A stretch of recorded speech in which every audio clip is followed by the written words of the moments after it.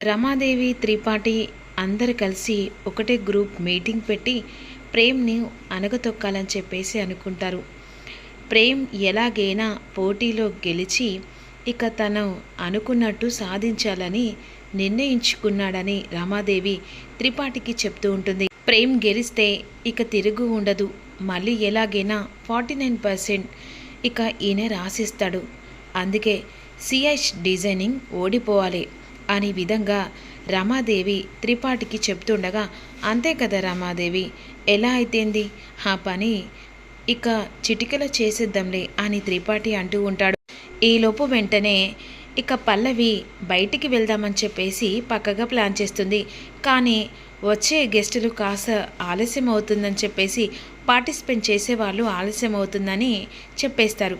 ఈలోపు వెంటనే time waste చేయడం ఎందుకని పల్లవి, నాకు చిన్న బయట పనుంది, అది టైం వరకు చూసేసి వస్తానని చెప్పేసి పల్లవి వెళ్ళిపోతుంది. అసలు పల్లవి కదా హెల్ప్ చేసేదని చెప్పేసి రామాదేవి వాళ్ళు తెలుసుకుంటారు. ఈలోపు పల్లవిని కిడ్నాప్ చేస్తే ఇక హెల్ప్ చేయడానికి ఎవరు ఉండరు కదా అని చెప్పేసి పక్కగా ప్లాన్ చేస్తాడు త్రిపాఠి.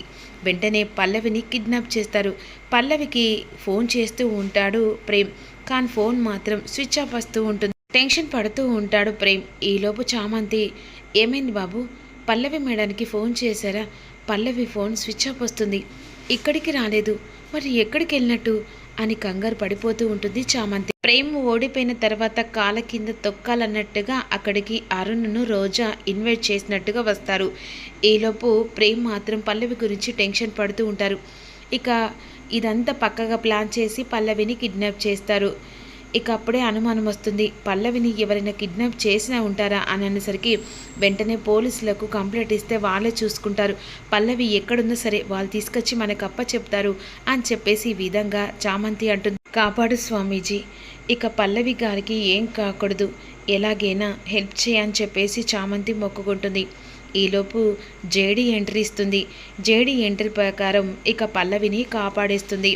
అదే సమయానికి పల్లవిని కాపాడి రౌడీల తాట తీసి వెంటనే పార్టిసిపెంట్ లాస్ట్ టైంలో పల్లవిని తీసుకొని వస్తుంది. ఇక పల్లవి మాత్రం ఒకటే ఆలోచిస్తుంది, నేను పర్ఫార్మెన్స్ చేసేదానికంటే చామంతి చేస్తే బాగుంటుందని చెప్పేసరికి నేనేలా అమ్మా, చెప్తున్నాను కదా చామంతి, నాకంటే బెనిఫిట్గా నువ్వు చేస్తావు, యాటిట్యూడ్ నీ దగ్గర ఉందనేసరికి జేడి కూడా ఎంకరేజ్ చేస్తుంది. అవును చామంతి, ఈ పర్ఫార్మెన్స్ ఇదంతా నీ కృషి కాబట్టి ఖచ్చితంగా మీరే గెలుస్తారు అని చెప్పేసి వెంటనే ఇక జేడి కాస్త జగదాత్రిగా మారి చేస్తుంది. ఈలోపు ఇక చామంతి అనుకున్నట్టుగా కాస్త ముందడుగు వేస్తుంది. ఇక్కడ రోజా అరుణ్ షాక్ అయి చూస్తూ ఉంటారు. ఇప్పుడు పార్టిసిపేట్ చేస్తుందని చెప్పేసి చేసరికి చామంతి పట్టు చీరలో పెళ్లి కూతురులాగా ఇక కళా నైపుణ్యం అన్నం కనబడుతూ ఉంటుంది. జగదాత్రి చేస్తూ ఉంటుంది. ఇక వచ్చిన అందరూ కూడా చాలా సంతోషపడుతూ ఉంటారు. అంతేకాదు, ఇప్పుడు పార్టిసిపేట్ చేసిన కొంతమంది కూడా అందులో సెలెక్ట్ అవుతారు. మెయిన్ రోల్గా సెలెక్ట్ అయిన పర్సన్ చామంతి అని చెప్పేసి వచ్చిన ఇక వాళ్ళు కూడా చేస్తారు. చామంతి ఈజ్ విన్నర్ అని చెప్పేసి ఇక వాళ్ళకు గెలుచుకున్న స్థాయికి మించి ఎక్కువ స్థాయి మెంచుకొని ఇక గెలుచుకుంటారు. ఈ పోటీలో సక్సెస్ విన్నర్ చామంతి వల్లే ప్రేమ్కు దక్కుతుంది.